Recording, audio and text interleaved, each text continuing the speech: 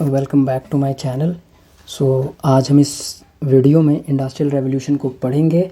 अगर आप यूपीएससी की प्रिपरेशन कर रहे हैं, स्टेट पीसीएस की प्रिपरेशन कर रहे हैं और किसी भी वनडे एग्ज़ाम या ग्रेजुएशन की भी एग्ज़ाम देने जा रहे हैं और एक रात में पढ़ने की कोशिश कर रहे हैं, तो मैं आपको इंडस्ट्रियल रेवोल्यूशन पढ़ाऊँगा एंड आई एम श्योर कि मैं आपको अच्छे से पढ़ा पाऊँगा।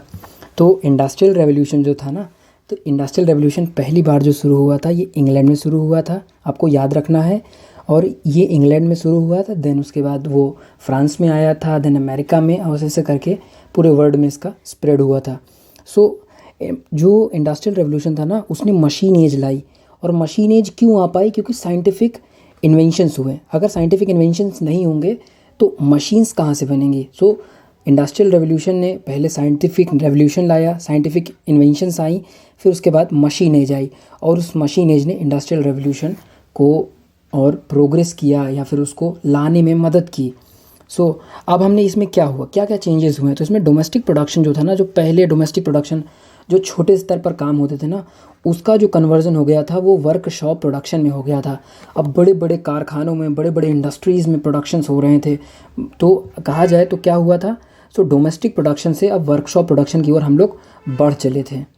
हम लोग नहीं, इंग्लैंड।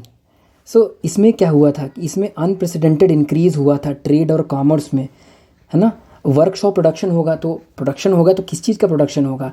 वो प्रोडक्शन होगा गुड्स का, टेक्सटाइल्स का, कपड़ों का, बहुत चीज़ों का प्रोडक्शन होगा। और उसने क्या किया, उसने इंक्रीज़ किया अनप्रेसिडेंटेड, जिसका कोई अनुमान भी नहीं कर सकता था। इतना ज़्यादा ट्रेड और कॉमर्स में इंक्रीमेंट हुआ। This change was very rapid, but the changes are very fundamental. Yeah, this is very very important. ये बहुत फंडामेंटल चेंजेस लेके आया था सोसाइटी में। सोसाइटी पूरी तरीके से अल्टर हो चुकी थी। आप समझ लीजिए कि जहाँ पहले लोग गांव में रहते थे, इंग्लैंड के गांव में रहने वाले लोग अब धीरे धीरे क्या कहते हैं, इंडस्ट्रियल रेवोल्यूशन के कारण शहरों की तरफ मूव कर रहे थे, माइग्रेशन कर रहे थे। तो इंडस्ट्री में तो फंडामेंटल चेंजेस आ ही रहे थे। सोसाइटी में सबसे ज़्यादा फंडामेंटल चेंजेस आ रहे थे, इकोनॉमिक्स में आ रहे थे, पूरे सोशल स्ट्रक्चर में चेंजेस आ रहे थे। ठीक, तो इसने बहुत फंडामेंटल चेंजेस किए। तो पूरी दुनिया में बहुत कम ही चीज़ें ऐसी हैं जिसने फंडामेंटल चेंजेस किए सोसाइटी में। जैसे आपने फ्रेंच रेवोल्यूशन का नाम सुना होगा।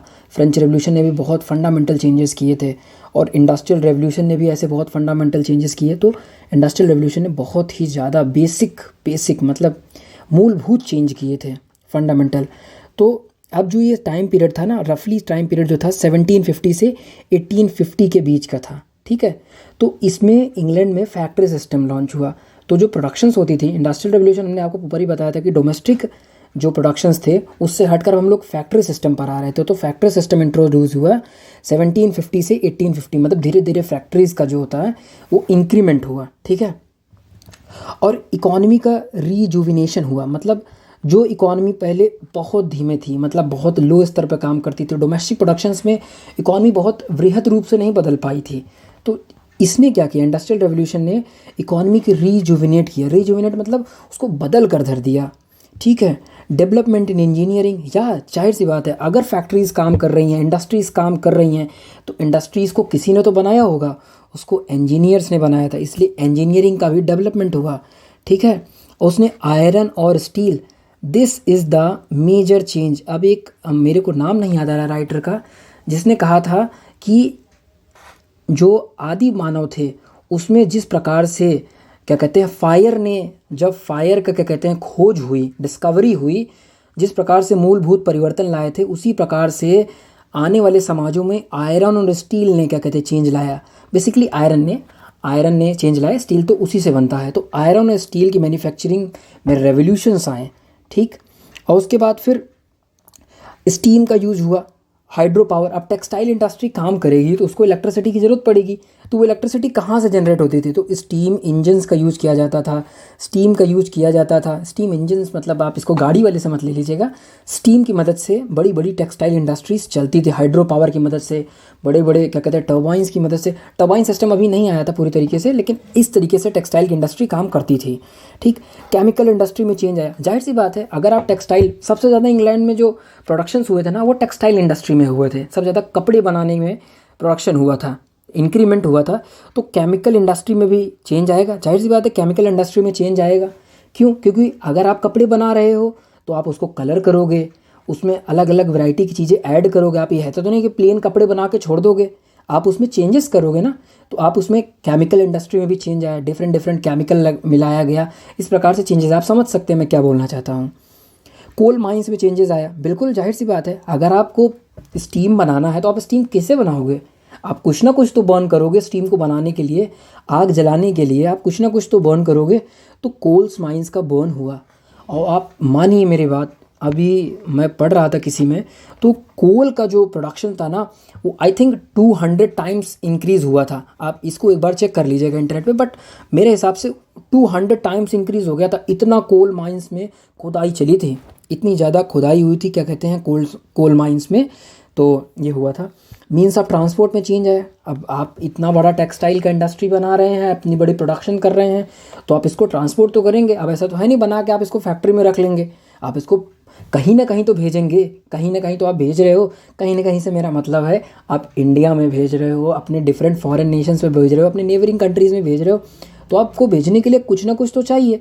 तो उसके लिए आप ट्रांसपोर्ट को भी चेंज करोगे। तो आप देखिए कितना ज़्यादा चेंज किया आपने, इंजीनियरिंग में चेंज किया, इकोनॉमी रिजुविनेट कर दी, आयरन स्टील में चेंजेस हुए, आयरन स्टील के प्रोडक्शन पे इंक्रीमेंट हुआ, स्टीम इंजन्स आए, और कोल माइंस में हुआ, केमिकल इंडस्ट्री में चेंज हुआ। तो इस प्रकार से हुआ, ठीक है। तो जो मैनुअल लेबर था ना, अब वो पावर ऑपरेटेड मशीन्स में, जहाँ पहले मैनुअल लेबर मतलब आम आदमी काम करते थे, आम आदमी नहीं मतलब फैक्ट्री वर्कर्स काम करते थे, अब उनकी जगह किसने ले ली है? मशीन्स ने ले ली हैं।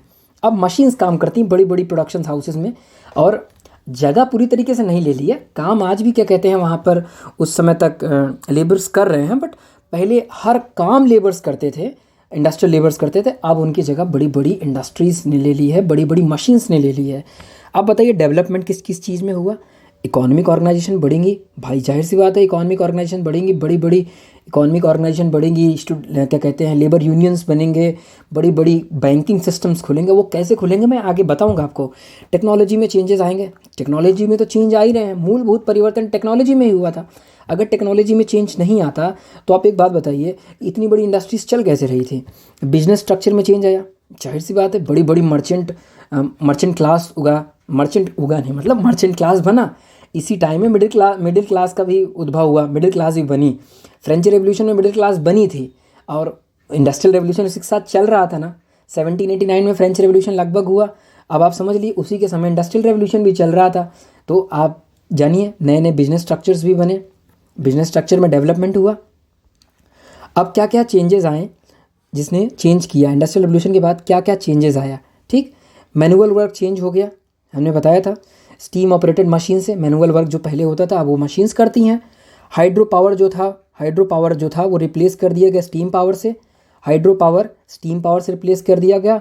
और इलेक्ट्रिसिटी क्या कहते हैं जनरेट करने के लिए बाद में नेचुरल ऑयल का भी यूज़ करने लगे थे।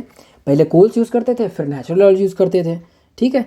तो स्टील फैक्ट्रीज क्या कहते हैं ओपन हुई, तो स्टील फैक्ट्रीज ओपन हुई आयरन और स्टील की प्रोडक्शंस को बढ़ाने के लिए, खूब बढ़ाने के लिए। एग्रीकल्चरल मैकेनाइज्ड हुआ, एग्रीकल्चर मैकेनाइज्ड हुआ। आप समझ लीजिए अगर सब लोग फैक्ट्रीज़ में काम करेंगे तो हमको खाने को कहाँ से मिलेगा? तो इंडस्ट्रियल रेवोल्यूशन आने से पहले पहले एग्रीकल्चर में मूलभूत परिवर्तन हुए। एग्रीकल्चरल रेवोल्यूशन आया, पहले क्या कहते हैं फार्म्स में जो लेबर्स काम करते थे वही लेबर्स तो बाद में इंडस्ट्रीज़ में क्यों? क्योंकि उनके पास सरप्लस अमाउंट में खाना था। क्यों? क्योंकि इंडस्ट्रियल रेवोल्यूशन आने से पहले क्या कहते हैं एग्रीकल्चरल रेवोल्यूशन आ चुका था। एग्रीकल्चरल रेवोल्यूशन आया तो उसने स्मॉल फार्म सिस्टम जो था, स्मॉल फार्म्स को उसने बिग फार्म्स में कन्वर्ट कर दिया। अब पहले स्मॉल फार्म्स थे क्योंकि लेबर्स क्या कहते हैं बहुत ज़्यादा काम करते थे, छोटे छोटे फार्म्स में काम करते थे। अभी बड़ी बड़ी फैक्ट्रीज बड़ी बड़ी इंडस्ट्री क्या कहते हैं मशीन्स आ चुकी थी, तो उसकी जगह जो ले ली थी क्या कहते हैं बिग फार्म्स ने ले ली थी। क्योंकि अब बड़ी बड़ी क्या कहते हैं मशीन्स आ गई हैं तो बड़े बड़े फार्मर्स आ चुके हैं। और यही बाद में विदाउट एग्रीकल्चरल रेवोल्यूशन आप इंडस्ट्रियल रेवोल्यूशन ला ही नहीं सकते थे। खाली पेट आप फैक्ट्रीज में लेबर्स कैसे काम करवा सकते हो लेबर से? तो इंडस्ट्रियल रेवोल्यूशन आने से पहले एग्रीकल्चरल रेवोल्यूशन आया था। यूज़ ऑफ कैपिटल इंक्रीज, जाहिर सी बात है अगर फैक्ट्रीज़ काम कर रही हैं तो फैक्ट्रीज़ को काम करने के लिए पैसा चाहिए ना, फैक्ट्रीज़ को काम करने के लिए पैसा चाहिए। अब ये पैसा आएगा कहाँ से? तो अब ये पैसा बैंक्स देंगी, और क्या कहते हैं, इसीलिए कैपिटल इंक्रीज़ होगा, बड़ी बड़ी फैक्ट्रीज़ में पैसा लगाया जाएगा, कई क्लासेस के द्वारा लगाया जाएगा। अब ये कैसे कैसे क्लासेस बनेंगे मैं आपको बताऊंगा आगे। Great changes occur in transportation, मैं पहले ही बता चुका हूँ, ट्रांसपोर्टेशन में ग्रेट चेंजेस आएंगे ही। और आप समझ लीजिए कि जब क्या कहते हैं भारत में ट्रेन चली थी मुंबई से ठाणे के बीच में, तो ये ट्रेन क्यों चलाई गई थी आप समझिए ना। ये ट्रेन इसीलिए चलाई गई थी कि भारत का जो रॉ मटेरियल है वो हम लोग जगह जगह से उठा उठा के शिप में जाकर रख सकें। और ये शिप बाद में जाती थी इंग्लैंड, और ये इंग्लैंड में जाकर वहाँ पर टेक्सटाइल इंडस्ट्रीज़ में काम होता था, रॉ मटेरियल का फिनिश गुड्स बनते थे, और यही फिनिश गुड्स बाद में भारत की मार्केट में आते थे और भारत की मार्केट में बेचा जाता था। इसीलिए ब्रिटिश क्या कहते हैं जो रीन था उसने सिर्फ ब्रिटेन को मदद किया, क्योंकि भारत की जो मार्केट थी उसने धीरे धीरे इसको ख़राब कर दिया। मतलब अब मार्केट में टेक्सटाइल भी वहीं से आ रहा है, इंग्लैंड से आ रहा है, मार्केट की भारत के लोगों के पास भारत के ही मार्केट का एक्सेस नहीं है, तो धीरे धीरे ये चेंजेस आएगा। तो चलिए हम लोग इस पे ही रहते हैं, टॉपिक से भटकते नहीं हैं। सो इंडस्ट्रियल ट्रेड चेंज जो था, इंडस्ट्रियल ट्रेड था वो बदला, जाहिर सी बात है इंडस्ट्रियल ट्रेड बदला। जहाँ तक पहले डोमेस्टिक में होता था, अब वो धीरे धीरे हो गया फॉरेन में, फॉरेन मतलब भारत में आने लगा। ऐसे धीरे धीरे करके जितनी भी कॉलोनीज़ थी, अफ्रीकन कॉलोनीज़ थी ब्रिटेन की, ऐसे इंडियन कॉलोनी थी, और क्या कहते हैं अमेरिकन कॉलोनी भी थी, तो लेकिन आज़ाद हो चुका था, बहुत पहले आज़ाद कर दिया था, लेकिन फिर भी था। तो क्या कहते हैं यहाँ पर इंडस्ट्रियल ट्रेड जो था वो बढ़ा, बिल्कुल बढ़ा, जाहिर सी बात है। अब इंडस्ट्रियल रेवोल्यूशन स्टार्ट कब हुआ था? 1760 से, और 1760, और क्या कहते हैं और फ्रेंच रेवोल्यूशन कब हुआ था? 1789। एक बार आप चेक कर लीजिएगा, मैं बार बार भूल जाता हूँ। तो इंडस्ट्रियल रेवोल्यूशन ने क्या क्या लाया? अब इंडस्ट्रियल रेवोल्यूशन से बहुत रेवोल्यूशन आए, जैसे इंडस्ट्रियल रेवोल्यूशन एक स्टैंड स्टिल नहीं था, इंडस्ट्रियल रेवोल्यूशन था डेमोग्राफिक रेवोल्यूशन आया। मतलब डेमोग्राफिक रेवोल्यूशन मतलब पॉपुलेशन में चेंज आया, बहुत डायनेमिक चेंज आया पॉपुलेशन में। एग्रीकल्चर रेवोल्यूशन आया, जाहिर सी बात है इंडस्ट्रियल रेवोल्यूशन से पहले एग्रीकल्चर रेवोल्यूशन आ चुका था, बट उसके बाद बहुत ज़्यादा आया और भी चेंजेस आए, मूलभूत परिवर्तन हो गया और ज़्यादा। कमर्शियल रेवोल्यूशन आया, जाहिर सी बात है ट्रेड एंड कॉमर्स में चेंज हुआ ना। मैं आपको बता चुका हूँ कि जो ट्रांसपोर्टेशन था उसके बढ़ने के कारण जो इंडिया था और अफ्रीकन नेशंस थे वहाँ पर ट्रेड एंड कॉमर्स बढ़ा, तो कमर्शियल रेवोल्यूशंस भी आया। तो अब हम आगे देखते हैं, अब डेमोग्राफिक रेवोल्यूशन किस तरीके से है, कैसे पॉपुलेशन में चेंजेस हुए। ठीक, सॉरी मैंने गंदा कर दिया, I am sorry. So demographic revolutions कैसे आए, ठीक है। सो डेमोग्राफिक रेवोल्यूशन 1740s में जो था ना, वो पॉपुलेशन में बहुत ज़्यादा इंक्रीमेंट आया। इंग्लैंड में 1740s के लगभग पॉपुलेशन में बहुत ज़्यादा चेंजेस आए। अब अगर पॉपुलेशन में चेंजेस आएंगे तो आप ये समझिए पॉपुलेशन इंक्रीज़ हो रही है ना। पॉपुलेशन इंक्रीज़ होगी तो डिमांड कमोडिटी की इंक्रीज़ होगी, पॉपुलेशन बढ़ेगी तो भाई लोगों को खाने के लिए, लोगों को कंजम्पशन भी बढ़ेगा, तेल साबुन आटा चावल सबका दाम, सबकी कमोडिटी का इंक्रीमेंट होगा ना, डिमांड बढ़ेगी ना उसकी। अब डिमांड बढ़ेगी तो प्राइसेस बढ़ेंगे। अगर अब प्राइसेस बढ़ेंगे तो जो मैन्युफैक्चरर क्लास था, जो क्या कहते हैं प्रोडक्शंस करता था, उसको एक इंसेंटिव मिला कि भाई अब पॉपुलेशन बढ़ रही है तो अब हम प्रोडक्शंस भी बढ़ाते हैं, है ना। अब हम प्रोडक्शंस बढ़ाते हैं। प्रोडक्शन आप कैसे बढ़ा सकते हो? अब आप मैनुअल लेबर से अगर पहले काम करा रहे थे तो अब मैनुअल लेबर से कितना भी काम करा लो, बहुत ज़्यादा डायनेमिक चेंज तो आप कर नहीं पाओगे। तो अब आपको चाहिए फैक्ट्री लेबर्स, अब आपको चाहिए मशीन्स। तो अब ये मशीन्स कब आएंगे? जब साइंटिफिक रेवोल्यूशन होगा। तो आप समझ रहे हैं ये सारे चेंजेस एक साथ चल रहे थे, ठीक, ये पैरेलल चल रहे थे। ऐसा नहीं है कि पहले एग्रीकल्चर रेवोल्यूशन हो गया, साइंटिफिक रेवोल्यूशन हो गया, फिर कमर्शियल चेंजेस आ गए, ऐसा नहीं है। ये सब पैरेलल चल रहे थे। हाँ, डिग्री का चेंज हो सकता है, कोई धीमे चल रहा है कोई तेज चल रहा है, बट चल सब रहे थे। क्यों? क्योंकि अगर नहीं चलता ना, अगर एक चीज़ भी लैग करती तो इंडस्ट्रियल रेवोल्यूशन के ऊपर बहुत ज़्यादा क्या कहते हैं इफेक्ट पड़ता।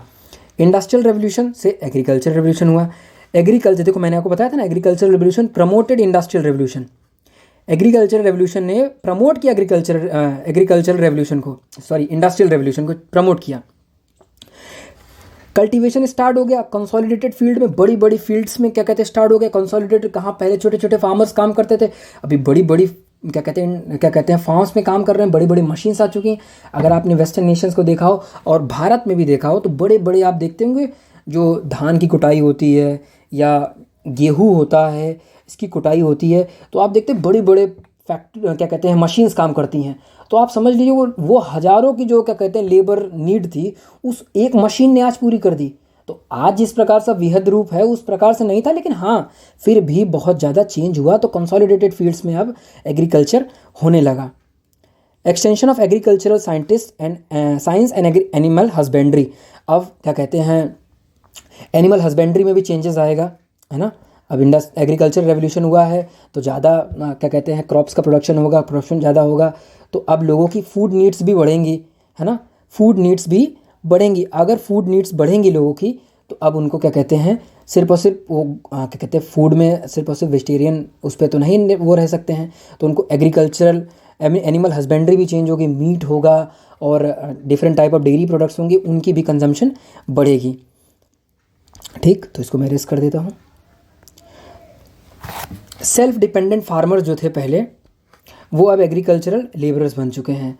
पहले जो छोटे छोटे फार्मर्स थे सेल्फ डिपेंडेंट अपनी फील्ड पे काम करते थे, वो अब एग्रीकल्चरल लेबर्स बन चुके हैं। एक कोई फार्मर होगा जो बहुत ज़्यादा फील्ड रखा होगा, उसने डिफरेंट डिफरेंट क्या कहते हैं मशीन्स लगाई होंगी, उनमें लेबर्स काम करते होंगे। तो आप समझ लीजिए अब ये फार्मर से धीरे धीरे क्या बन गए, अब ये फार्मर से डिपेंडेंट फार्मर से बन गए, सेल्फ डिपेंडेंट फार्मर से अब ये लेबर्स बन गए। लेबर्स क्या है, आप किसी के फील्ड में जाके काम कर रहे हो, और आप काम क्यों कर पा रहे हो कि आपके पास मशीन्स हैं। अब वो बड़ी बड़ी फार्म्स में अब मशीन्स हैं, अब आप मशीन्स को आप चलाओगे तो अब आप लेबर्स बन गए हो। ठीक, increase in per capita productivity in agriculture, बिल्कुल जाहिर सी बात है पर कैपिटा प्रोडक्टिविटी बढ़ेगी, है ना। आप अगर इकोनॉमिक्स का बेसिक रूल भी जानते होंगे तो आपको पता होगा पर कैपिटा प्रोडक्शंस बढ़ेंगी अब। ठीक है, क्यों, क्योंकि अब मैकेनाइजेशन हो रहा है। अब एग्रीकल्चर रेवोल्यूशन का क्या क्या इम्पैक्ट आया। ठीक, अब आप ये पॉइंट्स एग्जाम्स में पूछे जा सकते हैं, है ना। तो आपको बताना पड़ेगा कि एग्रीकल्चर रेवोल्यूशन से क्या क्या इम्पैक्ट आया। Provide food for increasing population and particular industrial labours. हमने आपको बताया था ना कि without agriculture revolution of industrial revolution ला नहीं सकते हो, क्योंकि अगर लोग फैक्ट्री में काम कर रहे हैं तो फार्म्स में भी तो काम करने चाहिए लोग। अब फार्म्स में बहुत लोग काम करेंगे तो एग्रीकल्चर रेवोल्यूशन के लिए, इंडस्ट्रियल रेवोल्यूशन के लिए लेबर्स कहाँ आएंगे, तो अब फार्म्स में काम करेंगे मशीन्स, लेबर्स भी काम करेंगे। अब आप समझिए जो अमेरिकन में सिविल वॉर हुआ था, इधर क्या कहते हैं, आई थिंक मैं भूल रहा हूँ, आप एक बार चेक कर लीजिएगा, नॉर्थ साइड में इंडस्ट्रीज़ काम करती थी और साउथ साइड में एग्रीकल्चर काम करता था, उसमें लेबर्स चाहिए था। यही एक बाद में कारण बना था जो अमेरिकन सिविल वॉर हुआ था, है ना। तो इंडस्ट्रियल रेवोल्यूशन के कारण जो लेबर्स काम करते थे उनको खाना मिला, उसने प्रोवाइड किया फूड, क्योंकि आप फार्म्स में क्या कहते हैं बड़े बड़े मशीन्स काम कर रही हैं। इंक्रीज पीपल्स परचेजिंग पावर, अब इसको इरेज कर दीजिएगा, सॉरी, परचेजिंग पावर बढ़ी, क्या कहते हैं, है ना, परचेजिंग पावर बढ़ गई ना। अब आप समझिए जो इंडस्ट्री में लेबर्स काम कर रहे हैं तो उनको वेजेस मिलेगा। अब अगर वेजेस मिलेगा तो सबके पास पैसा आएगा, सबके पास पैसा आएगा तो परचेजिंग पावर बढ़ेगी, लोग अब चीज़ें खरीद पाएंगे, है ना। आप देखिए कितना इंटरकनेक्ट है, लोग खरीद पाएंगे इसलिए डिमांड बढ़ेगी, डिमांड बढ़ेगी इसलिए प्रोडक्शन बढ़ेगा, और प्रोडक्शन बढ़ेगा तो फिर से इंडस्ट्रीज में काम होगा। तो आप ये समझिए ये गोल गोल एक सर्कल चल रहा है इसमें। ठीक, provide sufficient capital for industrialisation because new landlords are promoting industries, है ना। अब जो लैंडलॉर्ड्स थे वो इंडस्ट्रीज़ को प्रमोट करेंगे, जाहिर सी बात है प्रमोट करेंगे, है ना।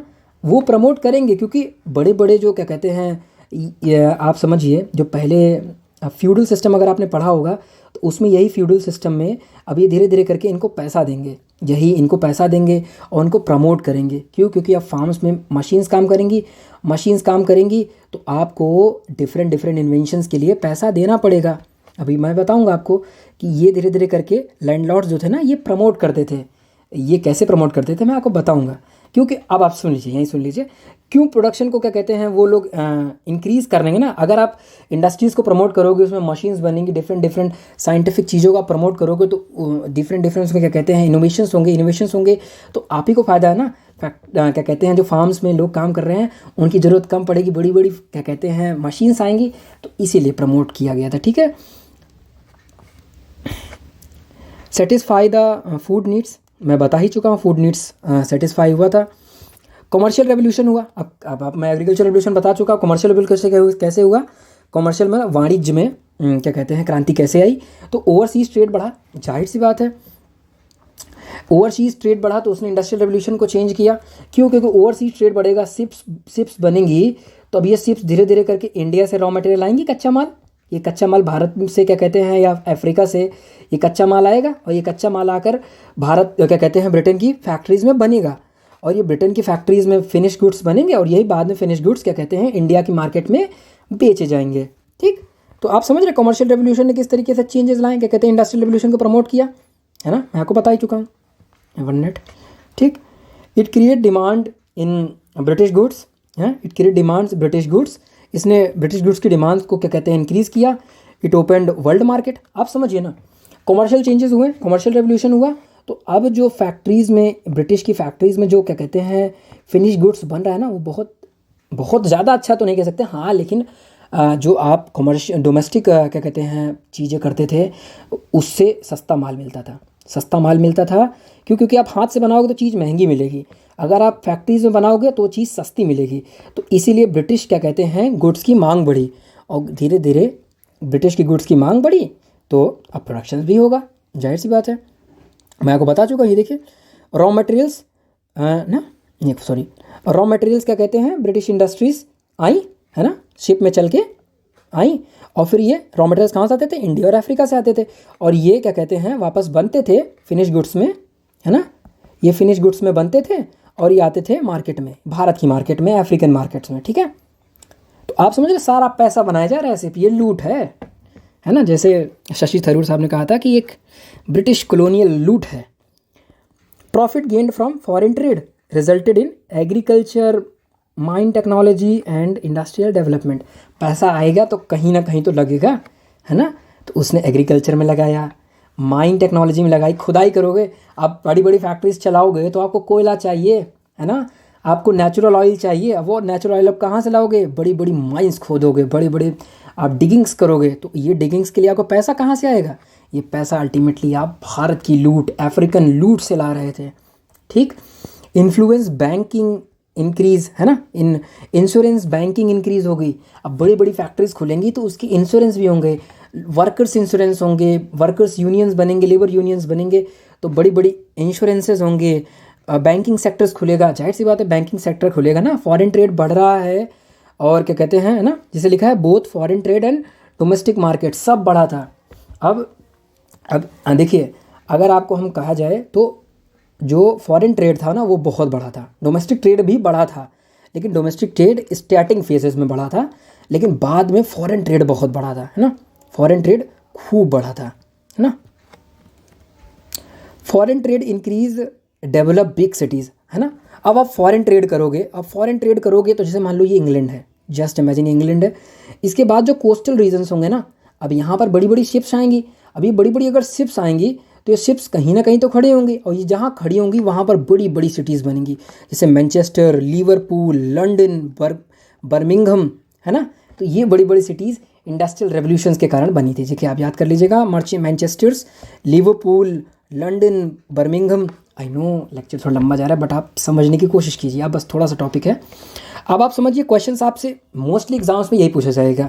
अब अगर आप स्टेट पीसेस की प्रिपरेशन करते हैं, लेट सपोज आप यूपी पीसेस की प्रिपरेशन करते हैं या यूपीएससी प्रिपरेशन करते हैं, तो बहुत फंडामेंटल क्वेश्चन होता है कि आखिर इंडस्ट्रियल रेवोल्यूशन इंग्लैंड में ही क्यों आया, आखिर भाई फ्रांस में ऐसी क्या कमी थी जो इंडस्ट्रियल रेवोल्यूशन वहाँ नहीं आ पाया। तो बस अब यही देखूंगा, मैं आपको बताऊंगा क्यों आया भाई, है ना, इंडस्ट्रियल क्यों क्या कहते हैं सिर्फ फ्रांस में। The first occurred in England, sorry मैंने बोल दिया फ्रांस, तो इंग्लैंड में ही क्यों आया, ठीक है। सो हॉलैंड या फिर फ्रांस में क्यों नहीं आया। सो जो इंग्लैंड के लोग थे ना, उनकी स्टैंडर्ड ऑफ लिविंग बहुत ज़्यादा हाई थी, स्टैंडर्ड ऑफ लिविंग फ्रांस के कंपेरिजन में बहुत हाई थी।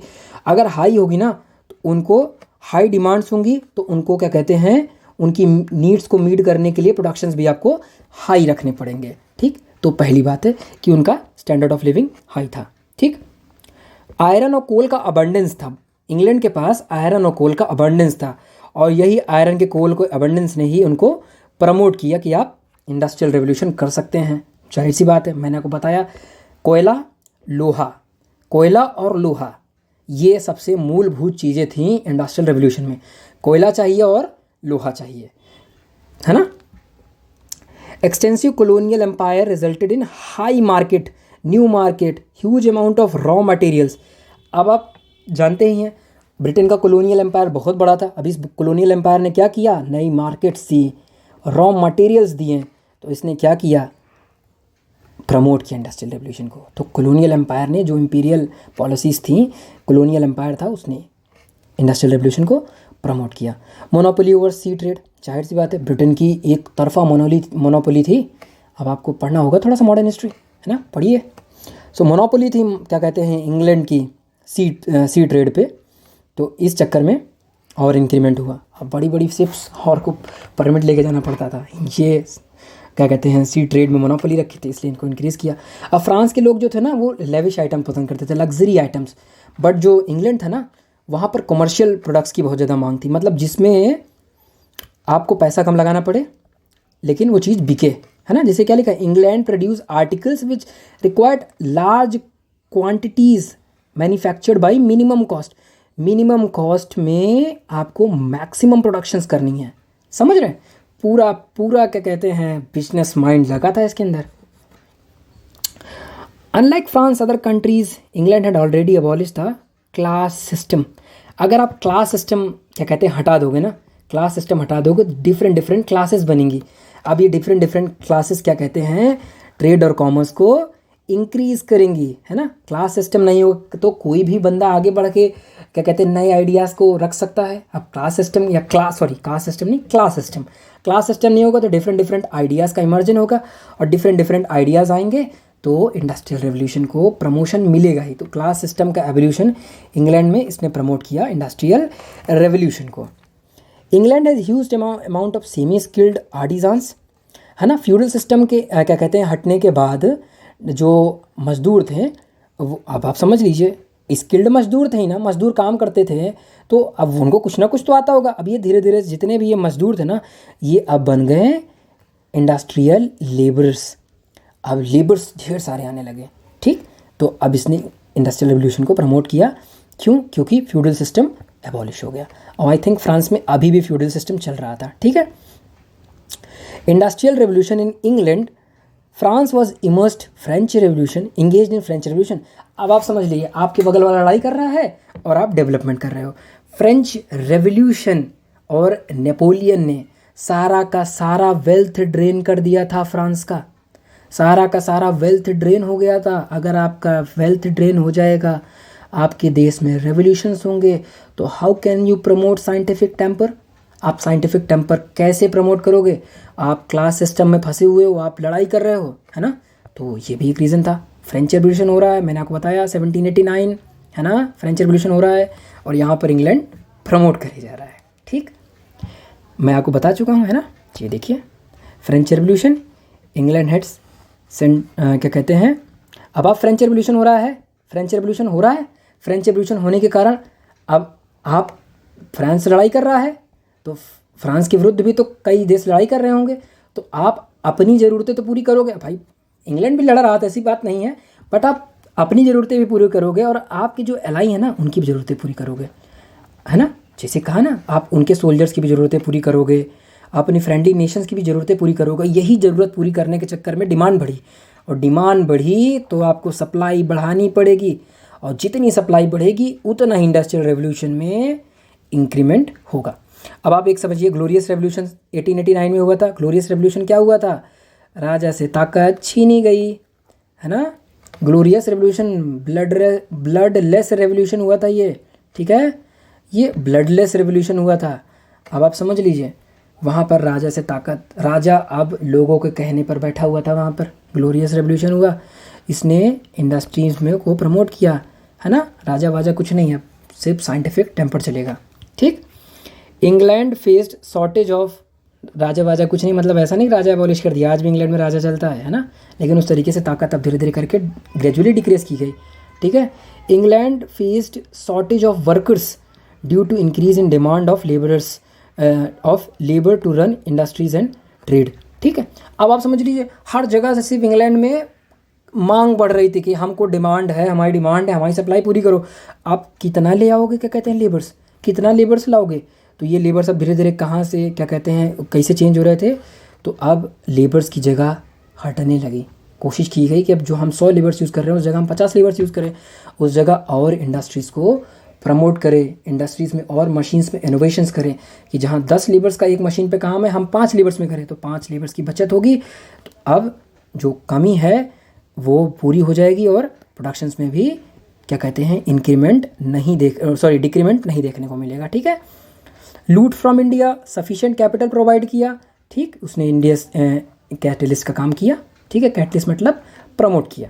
ठीक, अब एक समझ लीजिए, मैं इसको बोल नहीं पाऊंगे, फ्रेंच नेम है आई थिंक नोवेरियो रिचे, मतलब जो अमीर लोग थे ना वो बिलोंग करते थे मर्चेंट क्लास से, बिजनेस क्लास से। ठीक है, जो कमर्शियल रेवोल्यूशन के दौरान ट्रेड कर रहे थे। ठीक है, तो उन्होंने क्या किया, उन्होंने प्रमोट किया साइंटिफिक टेम्पर को, इनोवेशंस को, है ना। क्यों? क्योंकि अगर वो प्रमोट करेंगे इंडस्ट्रीज़ में मशीन्स बनेंगी, नए नए इनोवेशंस होंगे, तो अब क्या होगा, अब क्या कहते हैं नई नई मशीन्स बनेंगी, ढेर सारा माल बनेगा, ये माल धीरे धीरे करके भारत में आएगा, इनको भी फ़ायदा रहेगा, मर्चेंट क्लास को भी फ़ायदा रहेगा, है ना। तो इसलिए मर्चेंट क्लास ने साइंटिफिक टेम्पर को क्या कहते हैं इंक्रीज़ किया। 18वीं सेंचुरी में ब्लैक डेथ आउट हुआ, है ना। ब्लैक डेथ एक बीमारी थी, ये आई ना, तो जितने बचे हुए क्या कहते हैं फार्मर्स थे ना वो धीरे धीरे अपना गाँव छोड़ के भागने लगे, और ये भाग कर कहाँ आए, सिटीज़ में। और सिटीज़ में आए तब इस सिटीज़ में क्या स्लम्स बनाएंगे। इसलिए इंडस्ट्रियल रेवोल्यूशन का एक क्या कहते हैं जो एक डार्क साइड है ना, उसने स्लम्स को क्या कहते हैं इंक्रीज़ किया। अब आप समझ लीजिए, जैसे बॉम्बे में आप देखेंगे ना धारावी आई थिंक, है ना, धारावी आई थिंक नहीं, धारावी क्यों बनी, आप समझ रहे धारावी क्यों बनी? क्योंकि इंडस्ट्रीज़ बनी। इंडस्ट्रीज़ बनेंगी तो स्लम्स का ऑटोमेटिक इंक्रीमेंट होगा। ठीक है, अब आप समझ सकेंगे। ठीक, 18वीं सेंचुरी में बैंक सिस्टम आया, उसने इंडस्ट्रियल रेवोल्यूशन को और प्रमोट किया, लोन दिया। ठीक है, लोन फैसिलिटीज़ दी। जोग्राफिकल लोकेशन, अब आप समझ लीजिए कि चारों तरफ से इंग्लैंड पानी से घिरा हुआ है, मतलब सिक्योरिटी थ्रेट की तो बात ही छोड़ दो, है ना, हमला तो छोड़ ही दो। अब अगर आपके ऊपर हमला ही नहीं होगा तो आपको जो आप क्या कहते हैं अपनी नेशनल सिक्योरिटी में पैसा लगाओगे, आप वो धीरे धीरे करके पैसा कहाँ लगाओगे, आप वो पैसा क्या कहते हैं लगाओगे अपनी फैक्ट्रीज़ में, अपनी इनोवेशंस में, साइंटिफिक क्या कहते हैं इंक्रीमेंट में। तो उसने प्रमोट किया भाई, जोग्राफिकल लोकेशंस प्लस पॉइंट बनी। और यही एक कारण बना अमेरिका की भी, भाई अमेरिका का जगह देखो अलग ही बैठा हुआ है, अपना अलग ही जगह बना हुआ है ना, तो उसने प्रमोट किया, यही चीज़ था। अब आपके अगर नेबर्स होंगे, जैसे फ्रांस है, बगल में ऑस्ट्रिया है, और भी अलग नेशंस है, तो वो अलग ही फाइट कर रहे हैं भाई, वो अलग ही लड़े जा रहे हैं। अब आपकी बॉर्डर टच करती है। अब जैसे इंडिया है, इंडिया अब आप चाह कर भी इंडिया अपने नेशनल बजट को क्या कहते हैं जो सिक्योरिटी बजट से वो कम नहीं कर सकता है, क्योंकि बगल में पाकिस्तान है, चाइना है और श्रीलंका है, भूटान है। I think Bhutan, Sri Lanka no matter, but China और पाकिस्तान है ना। इसीलिए आप देखते हैं ना भारत में साइंटिफिक इतना ज़्यादा चेंजेस नहीं आ पाए, मूलभूत परिवर्तन नहीं है, क्योंकि भाई आप नेशनल सिक्योरिटी में बहुत ज़्यादा पैसा लगा रहे हो ना अपना भाई। यही एक कारण रहा कि अब धीरे धीरे करके यहाँ पर चेंजेस आ रहे हैं, क्योंकि अब जोग्राफिकल लोकेशन बहुत मैटर कर रही थी। ठीक है, सो इंग्लैंड ने अपना टाइम नहीं वेस्ट किया बेवजह की जंग लड़ने में। वो सब कह रहा था भाई अपना काम करते हैं, मुनाफा कमाते हैं, क्यों ही बेवजह जंग लड़ना। ठीक है, और जो पॉलिसीज़ बनती थी ना वो ट्रेड और इंडस्ट्रीज़ को देखते हुए बनती थी। ठीक, क्योंकि फ़ायदा भाई राजा को भी हो रहा है, राजा को पैसा मिल रहा है, बड़े बड़े क्लासेस को पैसा मिल रहा है, पूरी मर्चेंट क्लास बनी जा रही है, उनको पैसा मिल रहा है, तो पॉलिसीज़ कैसे बनेंगी? पॉलिसी अमीर आदमी बनाता है। अब आप समझ लो गवर्नमेंट पॉलिसी बनाती नहीं, किसी भी कंट्री में बड़े बड़े इंडस्ट्रियलिस्ट, बड़े बड़े बिजनेसमैन पॉलिसीज़ को बनाते हैं। ठीक है, बैकग्राउंड में तो पॉलिसीज़ वहीं से बनती हैं। ठीक है, तो इंडस्ट्री और ट्रेड को, कॉमर्स को बढ़ाने के लिए पॉलिसीज़ बनती थी ब्रिटेन में, तो वो उसको प्रमोट करती थी। ठीक है, और इंग्लिश की रॉयल सोसाइटी जो थी ना वो क्या कहते हैं इनकरेज करती थी साइंटिफिक इनोवेशंस को। ठीक है, रिवॉर्ड करती थी। आप रिवॉर्ड करोगे, मान लो कोई इनोवेशंस कर रहा है, आप उसको रिवॉर्ड ही नहीं दे रहे हो तो क्यों ही इन्वेशन करेगा। तो ये जो था ना इंग्लिश रॉयल सोसाइटीज़, ये प्रमोट करता था कि आप इनोवेशंस कीजिए तो आपको हम क्या कहते हैं पैसा देंगे, आपको रिवॉर्ड करेंगे। सो थैंक यू गाइस, मैं जानता हूँ लेक्चर थोड़ा लंबा हो गया, बट आई थिंक आपको समझ में आया होगा। Thank you very much. अगर आपको वीडियो पसंद आई हो तो प्लीज़ एक लाइक ज़रूर करें, प्लीज़ एक लाइक करें, बहुत मेहनत लगती है ना। तो thank you very much guys, bye bye.